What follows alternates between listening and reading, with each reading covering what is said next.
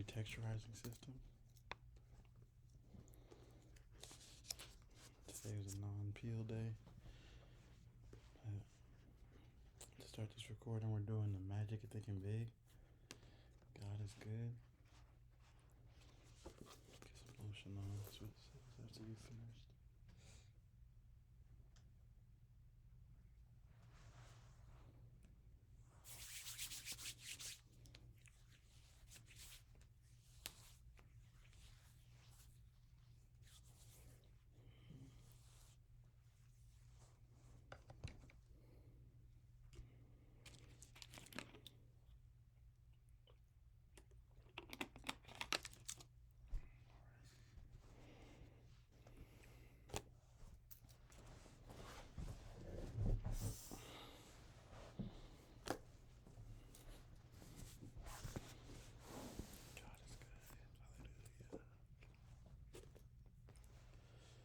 Hallelujah. Hallelujah. Man, we are so blessed. The magic of thinking big. Couldn't wait to read this. Chapter 4. So there's 13 chapters. Currently on chapter 4.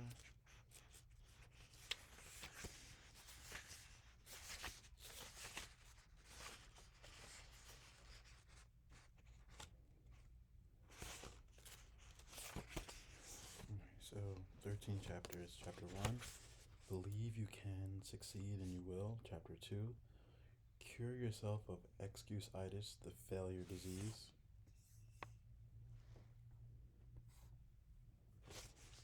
Chapter 3,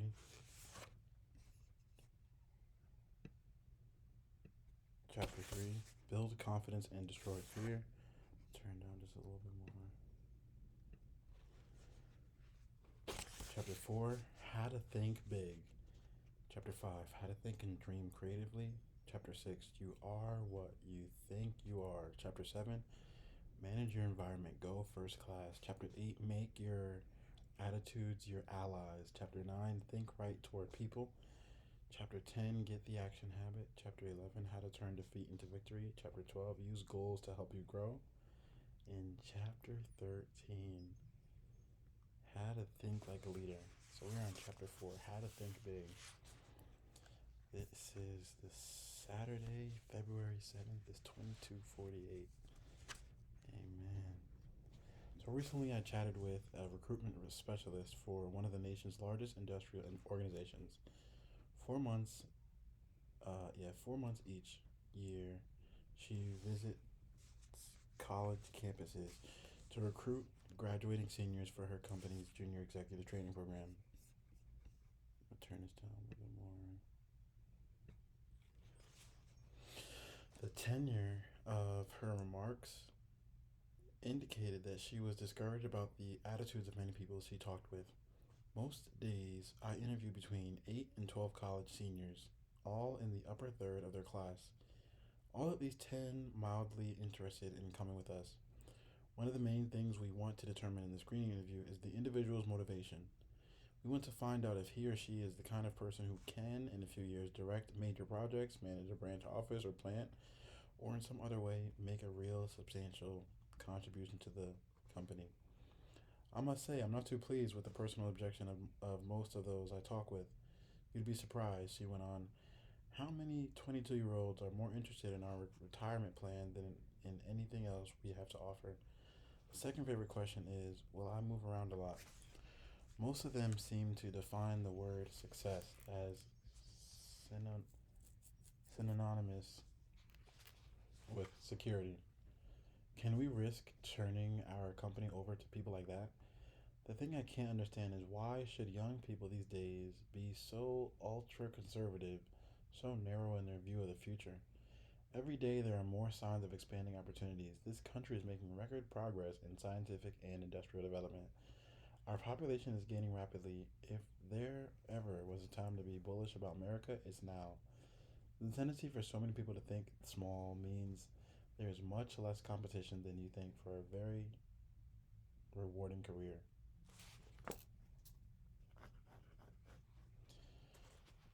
Where success is concerned, people are not measured in inches or pounds or college degrees or family background. They are measured by the size of their thinking. Mm. How big we think determines the size of our accomplishments. Now let's see. Now let's see. We can enlarge our thinking. Let's see how we can enlarge our thinking. Ever ask yourself, what is my greatest weakness? Probably the greatest human weakness is self depreciation. That is, selling oneself short. Self depreciation shows through in countless ways. John sees a job advertisement in the paper. It's exactly what he would like, but he does nothing about it because he thinks I'm not good enough for that job. So why bother? Or Jim wants a date with Joan, but he doesn't call her because he thinks he wouldn't rate with her. Tom feels Mr. Richards would be a very good prospect for his product, but Tom doesn't call. He feels Mr. Richards is too big to see him. Pete is filling out a job application form. One question asks, "What's beginning salary do you expect?" Pete puts a modest figure because he thinks he really isn't worth the bigger sum that he would like to earn. Philosophers for thousands of years have issued good advice, know thyself, but most people, it seems, interest their this suggestion to mean know only the negative self. Most self-evaluation consists of making long mental lists of one's faults, shortcomings, inadequacies. It's well to know our abilities, for this shows us in areas which we can improve. But if we know only our negative characteristics, we're in a mess. Our value is small. Here's an exercise to help you measure your true size. I've used it in training programs for executives and sales personnel. It works. Determine your 5 chief assets. Invite some objective friend to help, possibly your wife, your superior, a professor, some intelligent person who will give you an honest opinion. Examples of assets frequently listed are education, experience, technical skills, appearance, well adjusted home life, attitudes, personality, initiative.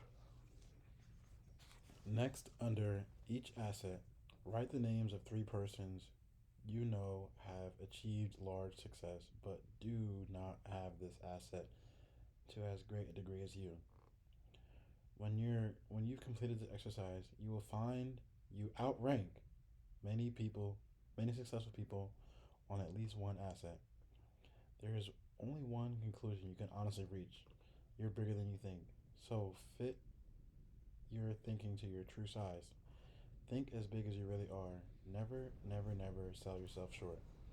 The person who says adamantine, adamantine, when in plain talk he means immovable, or says coquette, when we would understand when we would understand him better if he had said flirt, may have may have a big vocabulary. But does he have a big thinker's vocabulary? Probably not. People who use difficult, high sounding words and phrases that most folks have to strain themselves to understand are inclined to be overbearing. In stuffed shirts. In stuffed shirts are usually small thinkers. The important measure of a person's vocabulary is not the size of the number of words he uses. Rather, the only thing that counts about one's vocabulary is the effect his words and phrases have on his own and others' thinking. Here is something very basic. We do not think in words and phrases. We think only in pictures and or images. Words are raw materials of thought. When spoken or read, that amazing instrument, the mind automatically converts words and phrases into mind pictures. Each word, each phrase creates a slightly different mind picture. If someone tells you, Jim bought a new split level, you see one picture. But if you're told, Jim bought a new ranch house, you see another picture. The mind pictures we see the mind pictures we see are modified by the kinds of words we use to name things and describe things. Look at it this way: when you speak or write, you are, in a sense, a projector showing movies in the minds of others. That's fire.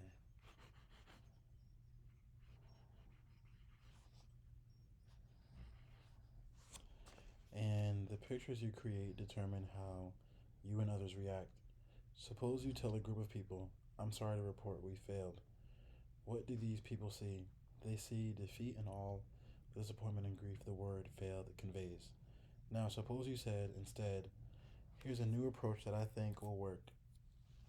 They would feel encouraged, ready to try again. Suppose you say we face a problem. You have created a picture in the minds of others of something difficult, unpleasant to solve. Instead, say, we face a challenge, and you create a mind picture of fun, sport, something pleasant to do. Or tell a group, we incurred a big expense, and people see money spent that will never return. Indeed, this is unpleasant. Instead, say, we made a big investment, and people see a picture of something that will return profits later on, a very pleasant sight. The point is, big thinkers are specialists in creating positive, forward looking, optimistic pictures in their own minds and in the minds of others. To think big, we must use words and phrases that produce big, positive mental images. In the left hand column, below are examples of phrases that create small, negative, depressing thoughts. In the right hand column, the same situation is discussed, but in a big, positive way. As you read these, ask yourself, what mind picture do I see? Phrases that create small negative images. It's no use, we're whipped. Phrases that create big positive mind images. We're not whipped yet. Let's keep trying. Here's a new angle. I was in business once and failed. Never again. I went broke, but it was my own fault. I'm going to try again. I've tried, but the product won't sell. People don't want it. So far, I've not been able to sell this product, but I know it is good and I'm going to find the formula that will put it over. Phrases that create small negative mind images. The market is saturated. Imagine 75% of the potential.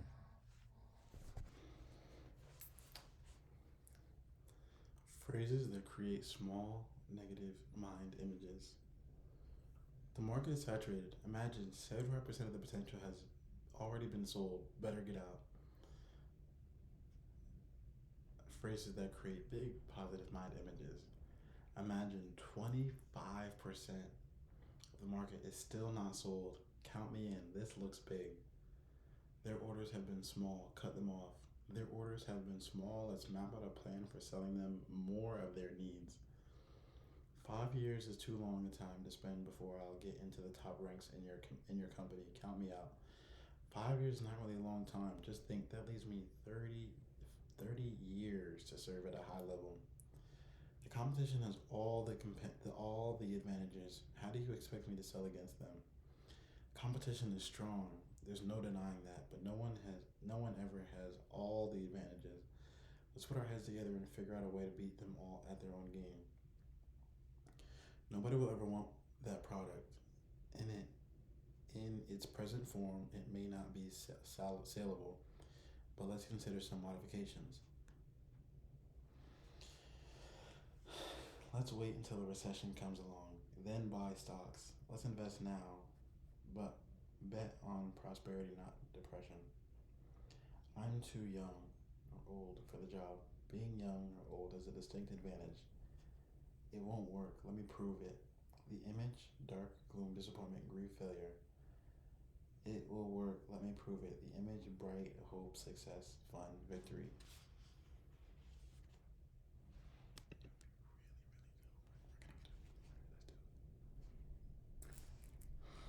4 ways to develop a big thinker's vocabulary. Here are 4 ways to help you develop a big thinker's vocabulary. Number one, use big, positive, cheerful words or phrases to describe how you feel. When someone asks, how do you feel today? And you respond with, I'm tired, I have a headache, it was Saturday, I wish it were Saturday, I don't feel so good. It makes you make yourself feel worse. Practice this. It's a very simple point, but it has tremendous power. Every time someone asks you, how are you? How are you feeling? They respond with, just wonderful. Thanks. And you? And say, great or fine. Say you feel wonderful at every possible opportunity. You will begin to feel wonderful and bigger too, because become known as a person who always feels great. It wins friends. Number two, use bright, cheerful, favorable words and phrases to describe other people. Make it a rule to have a big positive word for all your friends and associates. When you and someone else are discussing an absent third party, be sure you compliment him with big words and phrases like, he's a really fine fellow. They tell me he's working out wonderfully well. Be extremely careful to avoid the petty cut him down language. Sooner or later, third parties hear what's been said, and then such talk only cuts you down. Number three, use positive language to encourage others. Compliment people personally at every opportunity. Everyone you know craves praise. Have a good special word for your wife or husband every day. Notice and compliment the people who you work with. Praise, sincerely administered, is a success tool. Use it again and again and again. Compliment people on their appearance, their work, their achievements, their families. Wow. Wow. Number four, use positive words to outline plans to others. When people hear something like this, here's some good news, we face a genuine opportunity, their minds start to sparkle. But when they hear something like, whether we like it or not, we've got a job to do, the mind movie is dull and boring, they react accordingly. Promise victory and watch eyes light up. Promise victory and win support. Build castles and don't dig graves. I'm gonna underline that when it says, here is some good news. We face a genuine opportunity. See what can be, not just what is. Big thinkers train themselves to see not just what is, but what can be. Here are four examples to illustrate this point. Number one, what gives real estate value? A highly successful realtor who specializes in rural property shows what can be done if we train ourselves to see something we where little or nothing presently exists. Most of the rural property around here, my friend began, is run down and not very attractive. I'm successful because I don't try to sell my prospects as a farm as it is. I develop my entire sales plan around what the farm can be. Simply telling the prospect the farm has XX acres of bottom land and XX acres of woods and is XX miles from the town doesn't doesn't stir him up and doesn't make him want to buy it. But when you show him a concrete plan for doing something with the farm, he's just about sold. Here, let me show you what I mean. He opened his briefcase and pulled out a file. This farm, he said, is a new listing with us. It's like it's like a lot of them. It's 40 miles from the center of the metropolitan area. The house is run down and the place hasn't been farmed in 5 years. Now here's what I've done. I spent 2 full days on this place last week just studying it. I walked over the place several times. I looked at neighboring farms. I studied the location of the farm with respect to existing and planned highways. I asked myself, what's this farm good for? I came up with three possibilities. Here they are.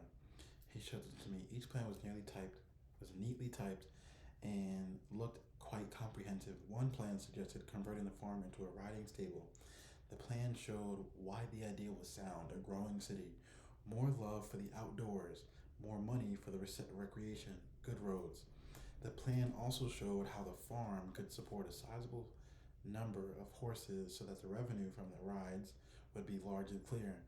The whole riding stable idea was very thorough, very convincing.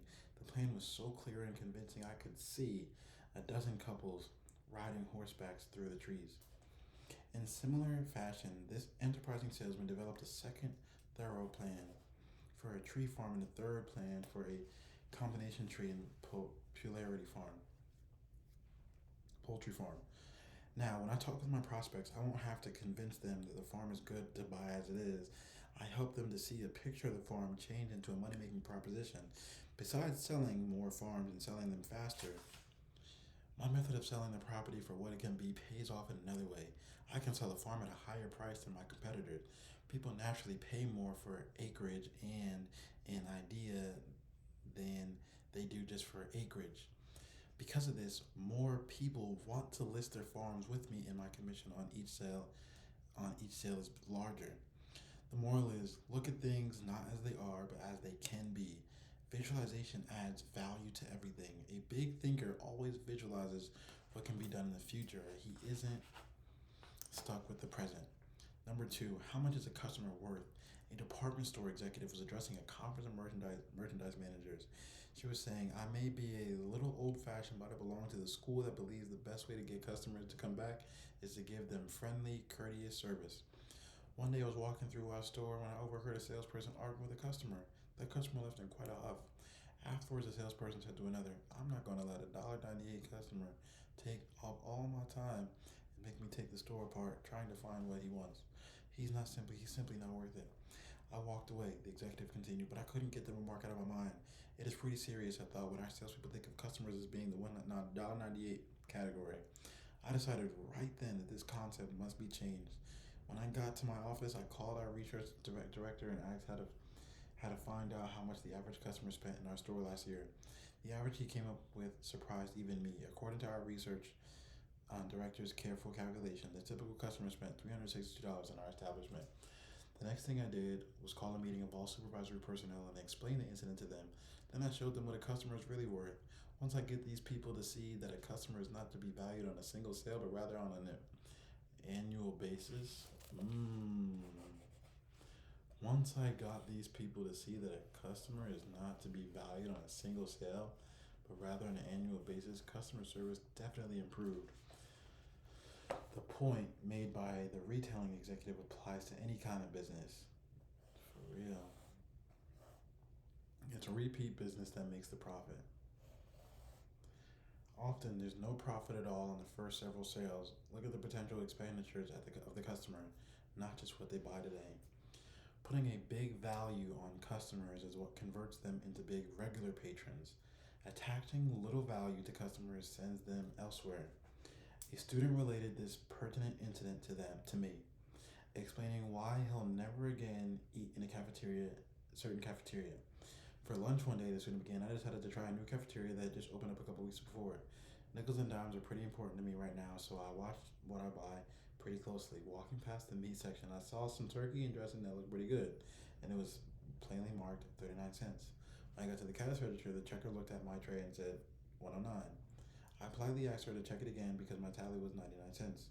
After giving me a mean glare, she recounted. The difference turned out to be the turkey. She had charged me 49 cents instead of 39 cents. Then I called her attention to the sign which read 39 cents.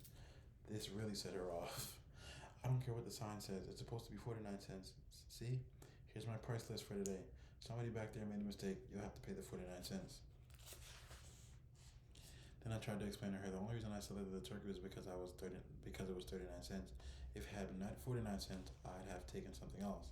To this, her answer was, you'll just have to pay the 49 cents. I did because I didn't want to stand there and create a scene, but I decided on the spot that I'd never eat there again. I spent about $250 a year for lunches, and you can be sure they'll not get one penny of it. There's an example of the little view. The checker saw one thin dime, not the potential 250. The case of the blind milkman. It's surprising how people. Number 3. The case of the blind milkman. It's surprising how people sometimes are blind to potential. A few years ago, a young milkman came out to our door to solicit our daily business. I explained to him that we already had milk delivery service and we were quite satisfied. And I suggested that he stop next door and talk to the lady there. To this, he replied, I've always talked to the lady next door, but they use only 1 quart of milk every 2 days, and that's not enough to make it worthwhile for me to stop. That may be. I said, but when you talk to our neighbor, did you not observe that the demand for milk in the household will increase considerably in a month or so?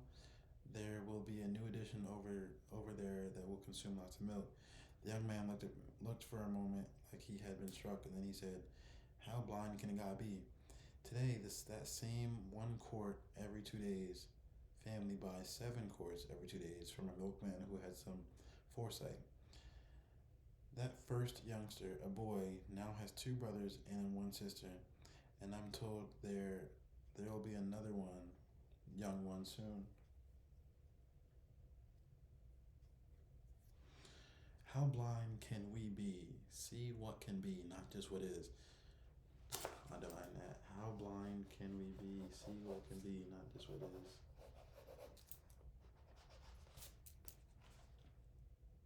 The school teacher who thinks of Jimmy only as he is, an ill-mannered, backward, uncouth brat, certainly will not aid Jimmy's development, but the teacher who sees Jimmy not as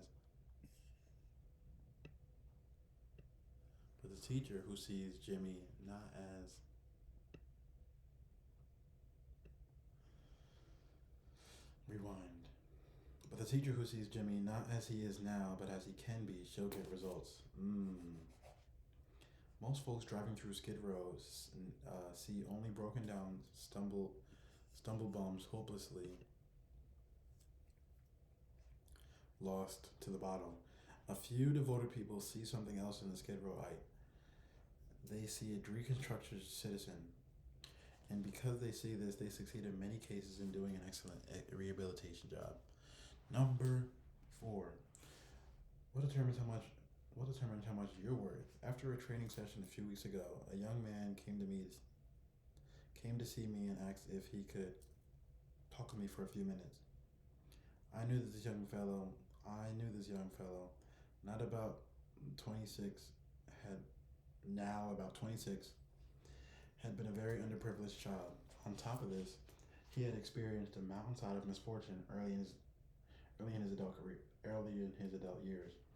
I also knew that he was making a real effort to prepare himself for a solid future. Over coffee, we quickly worked out his technical problem, and our discussion turned to how people who have few physical possessions should look toward the future.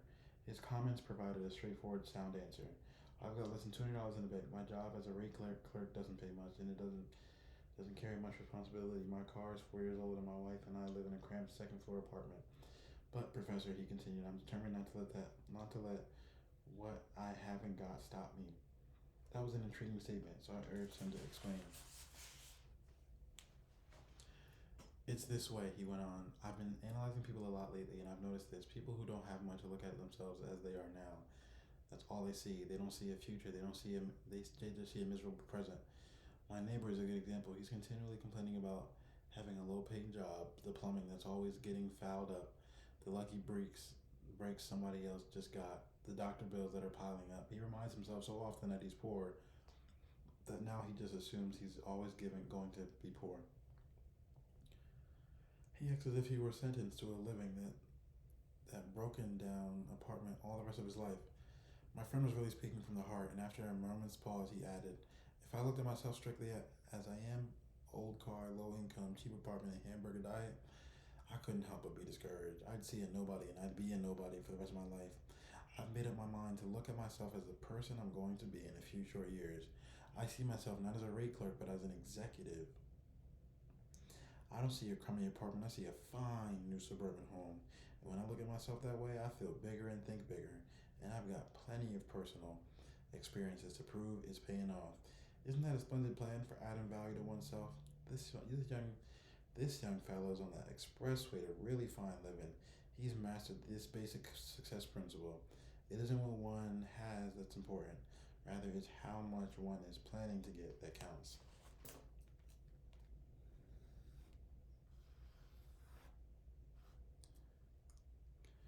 The price tag the world puts on us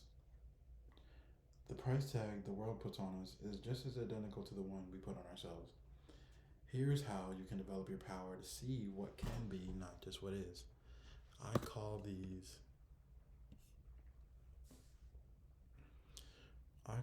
the practice adding value exercise.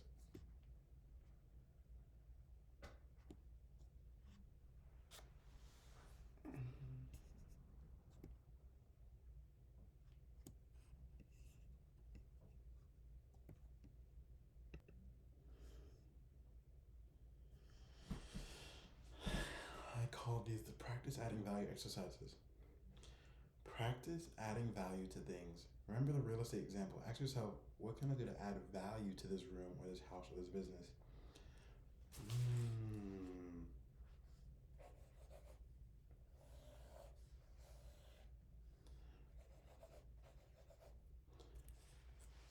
Look for ideas to make things worth more. A thing, whether it be a vacant lot or a house or a business, has value in proportion to the ideas for using it. Practice adding value to people. As you move higher and higher in the world of success, more and more of your job becomes people development. Ask, what can I do to add value to my subordinates? What can I do to What can I do to add value to my subordinates? What can I do to help them to become more effective?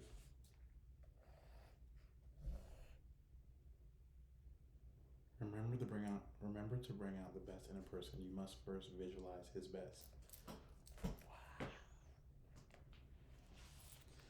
3, practice adding value to yourself. Conduct a daily interview with yourself. Ask, what can I do to make myself more valuable today? Visualize yourself not as you are, but as you can be. Then, specific ways for attaining your potential value will suggest themselves. Just try and see. What can I do to make myself more valuable today? A retired owner manager of a medium sized printing company, 60 employees, explained to me how his successor was picked. 5 years ago, my friend began. I needed an accountant to head up our accounting and office routine. The fellow I hired was named Harry and was only 26. He knew nothing about the printing business, but his record showed he was good at account. He was a good accountant.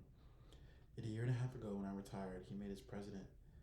We made him president and general manager of the company. Looking back on it, Harry had one trait that put him out in front of everyone else. Harry was sincerely and actively interested in the whole company, not just writing checks and keeping records. Whenever he saw how he could help other employees, he jumped right in. The first year Harry was with me, we lost a few men. Harry came to me with a fringe benefit program, which he promised would cut down turnover at a low cost. And it worked. Harry did many other things too, which helped the whole company, not just this department. He made a detailed cost study of our production department and showed me how a $30,000 investment in new machinery would pay off. Once we experienced a pretty bad sales slump, Harry went out. Once we experienced a pretty bad sales slump, Harry went to our sales manager and said, in effect, I don't know much about the sales end of the business, but let me try to help. And he did. Harry came up with several good ideas which helped us all sell more jobs. When a new employee joined us, Harry was right there to help the fellow get comfortable. Harry took a real interest in the entire operation. When I retired, Harry was the only logical person to take over. But don't misunderstand, my friend continued. Harry didn't try to put himself over me.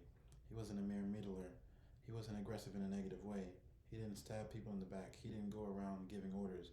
He just went around helping. Harry simply acted as if everything in the company affected him. He made company business his business. We can all learn a lesson from Harry. The I'm doing my job and that's enough attitude is small, negative thinking. Big thinkers see themselves as members of a team, as winning or losing with the team, not by themselves. They help in every way they can, even when there is no direct and immediate compensation or reward. The fellow who shrugs off a problem outside of his own department with the comment, well, that's no concern of mine. Let them worry with it. Hasn't got the attitude it takes for top leadership. Practice this. Practice being a big thinker. See the company's interest as identical with your own. Probably only a few persons working in large companies have a sincere, unselfish interest in their company. But after all, only relatively few persons qualify as big thinkers, and these few are the ones eventually rewarded with the most responsible, best paying jobs. Many potentially powerful people let pretty small, insignificant things block their way to achievement. Let's look at 4 examples. What does it take to make a good speech? Just about everyone wishes he had the ability to do a first-class job of speaking in public. Most people don't get their wish. Most people are lousy public speakers. Why? The reason is simple. Most people concentrate on the small, trivial things of speaking at the expense of the big, important things. And in preparing to give a talk, most people give themselves a host of mental instructions like, I've got to remember to stand straight, don't move around, don't use my hands, don't let the audience see you use your notes, Remember, don't make mistakes in grammar, especially don't say he or she, he and I. Say for him and me. Be sure your tie is straight, speak loud but not too loud, and so on and so on. Now what happens when the speaker gets up to speak? He's scared because he's given himself a terrific list of things not to do. He gets confused in his talk and finds himself silently asking, have I made a mistake? He is, in brief, a flop. He's a flop because he's concentrated on the petty, trivial, relatively unimportant qualities of a good speaker and failed to concentrate on the big things that make a good speaker. Knowledge of what he's going to talk about and an intense desire to tell it to other people.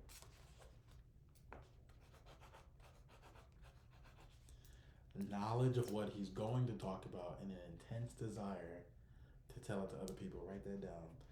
The real test of a speaker is not the real test of a speaker is not did he stand straight or did you make any mistakes in grammar, but rather did the audience get the points he wanted to put across. Most of our top speakers have petty defects. Some of them even have unpleasant voices. Some of the most sought after speakers in America would flunk a speech course taught by the old negative, don't do this, don't do that method. Yet all these successful public speakers have one thing in common. They have something to say and they feel a burning desire for other people to hear it. Don't let concern with trivia keep you from speaking successfully in public. Number two, what causes quarrels? Ever stop to ask yourself just what causes quarrels? At least 99% of the time, quarrels start over petty and unimportant matters like this. John comes home a little tired, a little on edge. Dinner doesn't exactly please him, so he turns up his nose and complains. Joan's day wasn't perfect either, so she rallies to her own defense well, what do you expect on my food budget? What do you expect on my food budget? Or maybe I could cook better if I had a new stove like someone else, like everybody else. This assaults John's pride, so he attacks with, "Now, Joan, it's not lack of money. It's simply that you don't know how to manage." And away they go. Before a truce is finally declared, all sorts of accusations are made by each party in law. Sex, money, premarital and postmarital promises, and other issues will be introduced. Both parties leave the battle nervous, tense. Nothing has been settled. Both parties have new ammunition to make the next quarrel move. Vicious. Little things, petty things. Petty thinking causes arguments. So to eliminate quarrels, eliminate petty thinking. I'm gonna underline that one. To eliminate quarrels, eliminate petty thinking. Star, asterisk. Here's a technique that works. Before complaining or accusing or reprimanding someone or launching a counterattack in self defense, ask yourself, is it really important? In most cases, it isn't, and you avoid conflict. Ask yourself, is it really important if he or she is messing with cigarettes or forgets to put the cap on the toothpaste or is late coming home? Is it really important if he or she, squandered a little money or invited some people in I don't like? When you feel like taking negative action, ask yourself, is it really important? That question works magic in building a finer home reputation. It works at the office too. It works in homegoing traffic when another driver cuts in ahead of you. It works in any situation in life that is apt to produce quarrels. Number three, John got the smallest office and fizzled out. Several years ago, I observed small thinking about an office assignment destroy a young fellow's chances for a profitable career in advertising.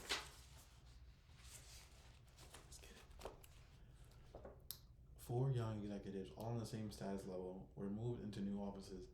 Three of the offices were identical in size and decoration. The fourth was smaller and less elaborate. JM was assigned the fourth office. This turned out to be a real blow to his pride. Immediately, he felt discriminated against. Negative thinking, resentment, bitterness, jealousy built up. JM began to feel inadequate. The result was that JM grew hostile toward the fellow executives. Rather than cooperate, he did his best to undermine their efforts, and things got worse. 3 months later, JM slipped so badly that management had no choice but to issue him a pink slip. Small thinking over a very small matter stopped JM in his haste to feel he was discriminated against. JM failed to observe that the company was expanding rapidly and office space was at a premium. He didn't stop to consider the possibility that the executive who made the office assignments didn't even know which one was the smallest. No one in the organization except JM regarded his office as an index of his value. Small thinking about unimportant things like saying your name on the last of the department route sheet or getting the fourth carbon in an office memo can hurt you. Think big, and none of these things can hold you back. Even stuttering is a detail.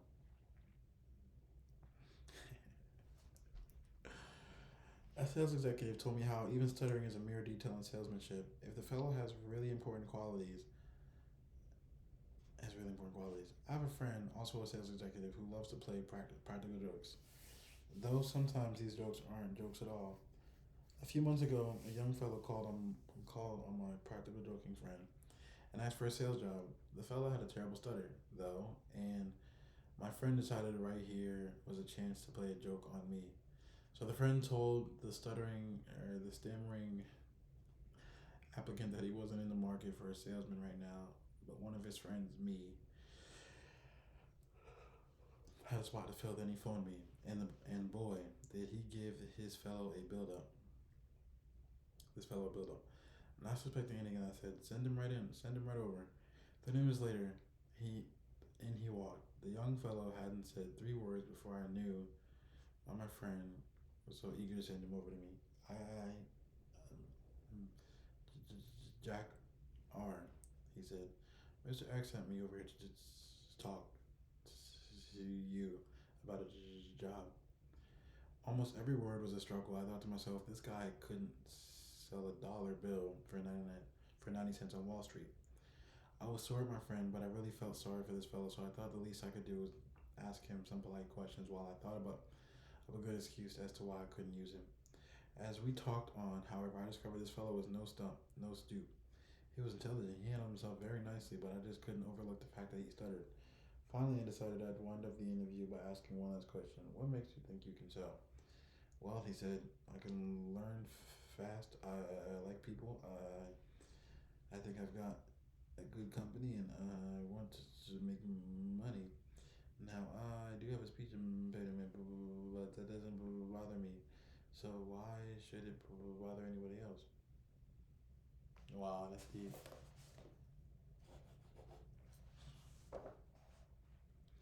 His answer showed me he had all the real important qualifications for a salesman. Thank you, Jesus. I decided right then to give him a chance, and he's working out very well. Even a speech impairment in a talker's profession is a triviality if the person has the big qualities. Practice these 3 procedures to help yourself think about trivialities. Keep your eyes focused on the big objective. Many times we're like the salesman who, failing to make the sale, reports to his manager. Yes, but I sure convinced the customer he was wrong. And telling the big objective is winning sales, not arguments. In marriage, the big objective is peace, happiness, tranquility, not winning quarrels or saying, I could have told you so. In working with employees, the big objective is developing their full potential, not making issues out of their minor errors. In living with neighbors, the big objective is mutual respect and friendship, not seeing if you can have their dog and pound him because once in a while it barks at night and grind. Paraphrasing some military lingo is, it is much better to lose a battle and win the war than to win a battle and lose the war. Resolve to keep your eyes on the big ball. Number 2, ask is really important before becoming negatively excited. Just ask yourself, is it important enough for me to get all worked up about? There's no better way to avoid frustration over petty matters than to use this medicine. At least 90% of quarrels and feuds would never take place if we just faced troublesome situations with, is this really important? Number 3, don't fall into the triviality trap. In making speeches, solving problems, counseling employees, think of things that really matter, things that make the difference. Don't become submerged under surface issues. Concentrate on important things. Take the test and measure the size of your thinking. In the left-hand column, below are listed several common situations. In the middle and right-hand columns are comparisons of how petty thinkers and big thinkers see the same situation. Check yourself and decide which one will get me where I want to go. Petty thinking or big thinking. The same situation handled in two entirely different ways. The choice is yours. Situation, expense accounts. The petty thinker's approach figures out ways to increase income through chiseling on expense account. The big thinker's approach figure out ways to increase income by selling more merchandise. Conversation talks about the negative qualities of his friends, the company, the economy, his company, the competition. The big thinker's approach talks about the positive qualities of his friends, his company, and the competition. Progress believes in retreatment or at best the status quo. Believes in expansion. Future views the future as limited. Sees the future as very promising. Work looks for ways to avoid work. Look for ways and things to do, especially helping others. Competition competes with the average. Competes with the best. Budget problems figures out ways to save money by cutting down on necessary items. Figures out ways to increase income and buy more of the necessary items. Goals. Set goals low, set goals high. Goals, visions. Sees only the short run, is preoccupied with the long run. Security is preoccupied with security problems. Regards security as a natural companion of success. Companionship surrounds himself with petty thinkers, surrounds himself with persons with large, progressive thinking ideas. Mistakes magnifies minor errors, turns them into big issues, ignores errors of little consequence. Remember, it pays in every way to think big. Don't sell yourself short. Conquer the crime of self depreciation. Concentrate on your assets. You're better than you think you are. Use the big thinker's vocabulary. Use big, bright, cheerful words.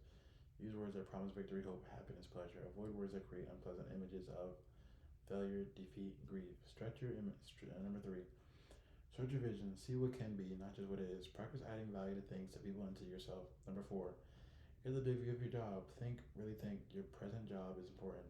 The next promotion depends mostly on how you think toward your present job.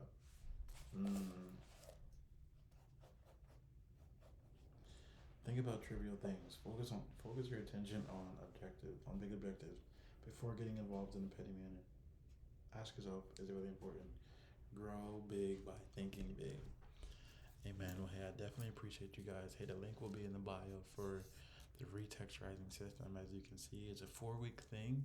I'm on day 2 right now of doing this, but it's a 4-week system. Consists of peel days, non-peel days, where it comes with a retexturizing serum, a retexturizing peel as well. Very, very, very cool. It actually has a system that's water based essentially, and it's actually a small vacuum for your face. It vacuums out your pores, has you clean your face. It's a nice routine to it. And then after you're done, kind of like you saw me at the beginning of this video, today's actually a non-peel day, so I did PM of the non-peel day. I'll drop the link in the bio, and then even in the link of the bio, you'll actually see when you scroll down use instructions, and you'll see that there. But what you saw me doing at the very beginning was the end of the non-peel day routine, which was using the red light.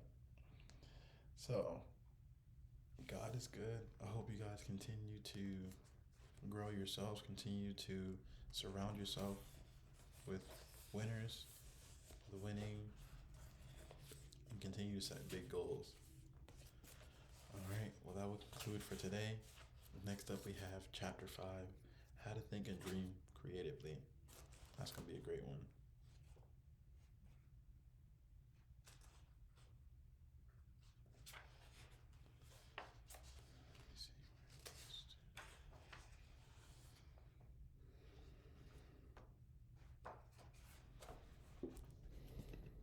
Be blessed. Follow for more.